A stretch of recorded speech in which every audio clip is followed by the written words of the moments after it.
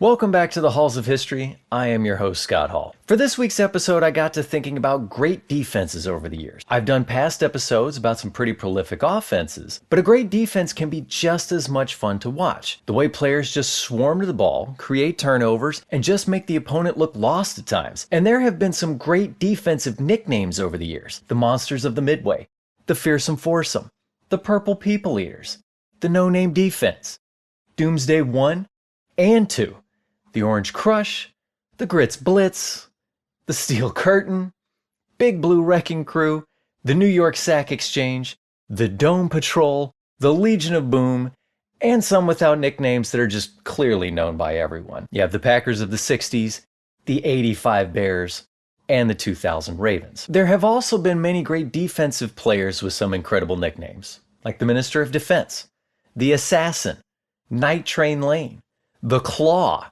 Captain Crash, Jack Splat, Mean Joe, Concrete Charlie, Primetime, Too Tall, the Mad Stork, and Deacon. But there is another great one, and here's how I got to this path of great defensive nicknames. I was going for a walk in Shrando Park the other day when I saw this swarm of bees on a sign. There were so many, as you can see here. Don't worry, I didn't get that close. Zoom is a great feature when you're filming bees. And what defense has any relation to this story? The Killer Bees of the Miami Dolphins in 1982. Doug Betters, Bob Baumhower, Kim Bokamper, Bill Barnett, and Richard Bishop along the defensive line, Bob Brudzinski and Charles Bowser at linebacker, and the Blackwood brothers, Glenn and Lyle, back at safety. 9 players on defense with last names starting with the letter B. In fact, there was a 10th member of the Dolphins with a last name beginning with B, Woody Bennett, but he was a running back. 6 of those players were starters in Betters, Baumhower, Bokamper, Brudzinski,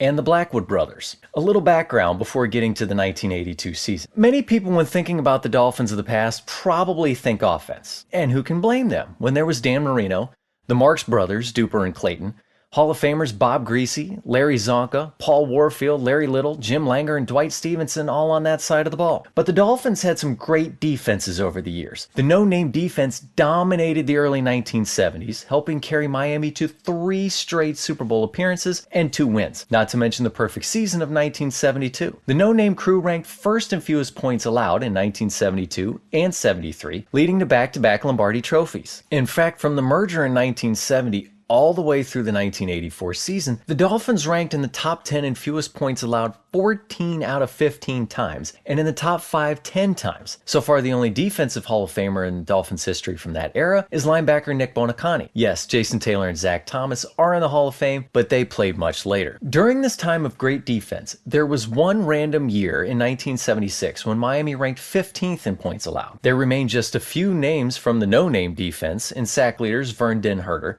Bill Stanfill, and the 1968 Defensive Rookie of the Year, as well as the 1973 Defensive Player of the Year, safety Dick Anderson. The first of the Killer Bees to join was linebacker, later defensive end, Kim Bokamper, who was a first-round draft pick in 1976. He did not play his rookie season, but stepped right in 1977, starting all 14 games. Bokamper was joined in 1977 by nose tackle Bob Baumhower, drafted in the second round and finished 3rd in Defensive Rookie of the Year voting. Bokamper and Baumhower received a 3rd Killer Bee in 1978 by 6th-rounder Doug Betters at defensive end. The 6'7" monster on the outside played all 16 games as a rookie with 6 starts. In 78, the Dolphins ranked 6th in fewest points allowed, but 23rd in yards allowed. So a little bend don't break going on, but that was about to improve drastically as well. In 1979, a 4th Killer Bee was drafted to South Beach with 8th round selection Glenn Blackwood. He wasn't a starter in 79, but he was by 1980. Speaking of 1980, defensive end Bill Barnett made it 5 as a 3rd-round pick playing in all 16 games. Defense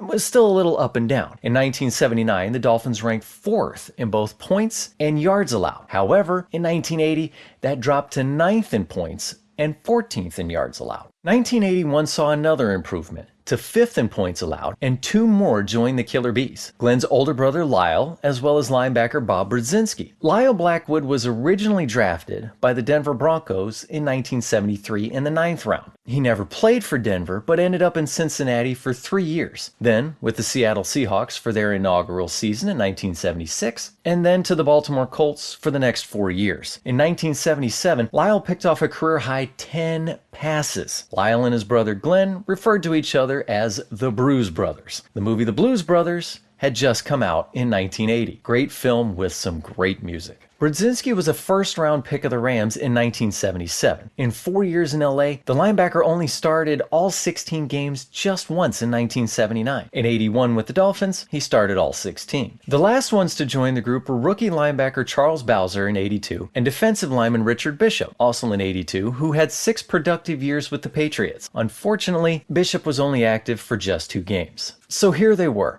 all the members of the Killer Bees together in 1982. The first 2 games of 82, it didn't look like this was going to be a top defense. They allowed 28 points to the Jets in week 1 and then 20 to the Colts the next week. However, both of those games were wins. And then the strike happened. There was no football being played on NFL fields throughout October and most of November. Finally, on November 21st, the Dolphins back in action and allowed just 7 points to the Bills. There was one bad game next against the Buccaneers, who scored 23 points in a Tampa victory, but then the unit tightened up. Of the 4 remaining regular season games, Miami allowed 10 points or less 3 times and ended the year with a 34-7 win over the Colts to finish 7-2 and win the AFC East for the second straight time. The Killer Bees had 19 interceptions and 29 sacks in just 9 games. The Bruise Brothers combined for 4 picks, with Glenn taking 1 back for a score in week 1. Brudzinski, he led with 4.5 sacks, while Betters had 4. Bokamper and Baumhower had 3.5 each. Glenn Blackwood had a career best 2 sacks. Charles Bowser, the rookie, had 2 sacks as well. There were others on this defense. Don McNeil led the team with 4 interceptions, and Fulton Walker had 3 picks. Linebacker and former first-round pick A.J. Dewey had 2 sacks and an INT.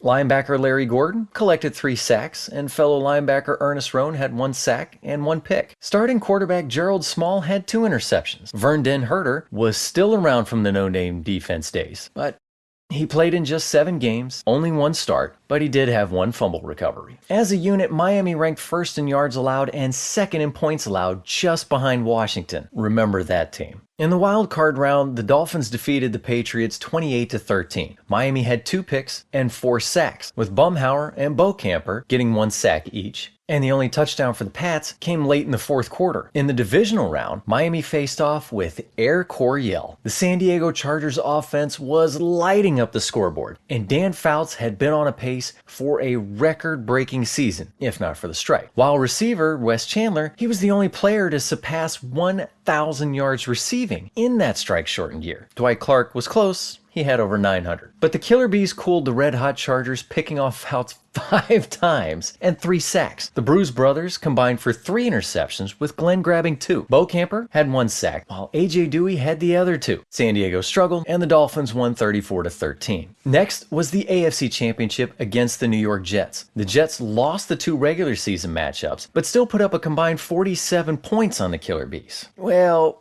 this time, the Jets couldn't get anything going, just could not get off the ground, with just 139 total yards of offense, and were shut out. Miami picked off Richard Todd 5 times as well and recorded 4 sacks. Not a killer bee, but he was a killer this day. A.J. Dewey had 3 picks and 1 score. Glenn Blackwood grabbed another INT, giving him 3 in the postseason. Meanwhile, Bokamper, Baumhower, and Brudzinski combined for all 4 sacks. Miami was headed for Super Bowl 17, back in the big game for the first time since Super Bowl 8 after the 1973 season. But standing in their way was Washington, the team that allowed the fewest points in 1982. Granted, it was only 3 less than the Dolphins. Miami's offense just sputtered all game long, getting only a 76-yard touchdown catch from Jimmy Cephalo in the first quarter, and then 1 Huey Von Schaman field goal. If it wasn't for a 98-yard kickoff return for a score by Fulton Walker, this game would have looked much worse on the scoreboard. The Killer Bees eventually wore down, and John Riggins set a Super Bowl rushing record. Miami lost 27-17. The Killer Bees defense stayed at the top of its game for a few more seasons and helped Dan Marino get to Super Bowl 19 in 1984. But The Killer Bees were outdone again by the San Francisco 49ers 38-16. The Killer Bees were a great defense that matched a little bit with the no-name defense in that there weren't really any big names that the casual fan will remember. Bokamper played 9 seasons, all in Miami, and retired after 1985. He finished with 40 career sacks, had a career best 8 in 1978, 6 interceptions, 1 touchdown, and went to the Pro Bowl in 1979. Bokamper also got to appear in the movie Ace Ventura. He was the one in the shower who got the nice towel whip from Ace, and then Bokamper returned with a great punch to the forehead, thus allowing Ace to count the amount of jewels in the ring. Bob Baumhower is the lone player from this group that could possibly find himself in the Hall of Fame one day, but it will be as a senior committee selection. Baumhower also played 9 seasons, all in Miami. He did miss 1985 with injuries and then retired after 1986. He compiled 39.5 sacks, recovered 16 fumbles, with 1 for a touchdown in 1984. But the nose tackle had the respect of his opponents. Baumhower was voted to 5 Pro Bowls, including 4 straight from 81 through 84. Remember, he was also 3rd in Defensive Rookie of the Year voting and was a first-team All-Pro in 1983 and a second-team All-Pro 4 times. You wonder what could have been if he didn't miss out on the 85 season entirely. 4 Pro Bowls and 4 All-Pro teams, all leading up to that year. Baumhower played and started 12 games in 1986 and had just 1 sack. Doug Betters also spent his entire career in Miami, playing 10 seasons and retiring after 1987. Betters racked up 16 sacks in 1983 and was named Defensive Player of the Year, as well as a first-team All-Pro and a Pro Bowl selection. It was his best year. He returned in 1984 with 14 sacks, but somehow no Pro Bowl. By the end of his time in the NFL, Betters recorded 64.5 sacks and had 6 fumble recoveries. Glenn Blackwood spent 9 years in the league, again, all in South Beach. Other than his rookie season, Glenn nabbed at least 2 picks every other year of his career and finished with 29 for 398 yards and 1 touchdown. He picked off a career-high 6 passes in 1984 and again in 1985. Despite that, the strong safety was never selected to a Pro Bowl. Lyle Blackwood had the longest career out of this group. Lyle spent 14 seasons in the NFL, with the last 6 in Miami. He never did get close to replicating his 10-pick season of 1977 while a Colt, but still finished his career with 35 interceptions for 589 yards